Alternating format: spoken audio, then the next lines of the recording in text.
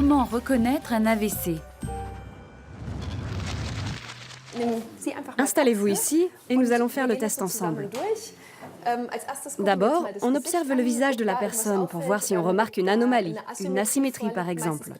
La plupart du temps au niveau de la bouche. Pour en avoir le cœur net, je vous demanderai de me montrer vos dents ou de sourire. De sourire? Ça m'a l'air très bien, il n'y a aucune faiblesse de la musculature faciale. Ensuite, étendez les bras, comme si vous portiez un plateau avec les mains vers le haut. On remarque si un bras tombe ou pas.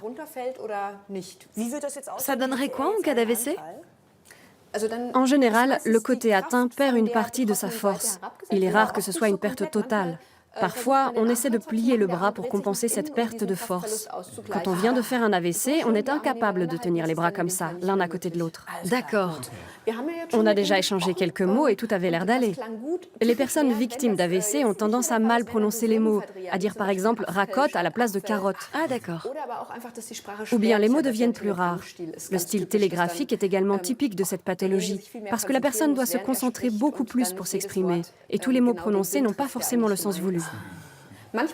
Parfois, les mots sont corrects, mais ils sont inarticulés, comme si la personne parlait avec une pomme de terre chaude dans la bouche. Quand on constate un de ces signes, cela veut dire deux choses. D'une part, il faut noter quand cela commence, car le traitement doit être mis en place dans un certain délai, et d'autre part, il faut agir très vite.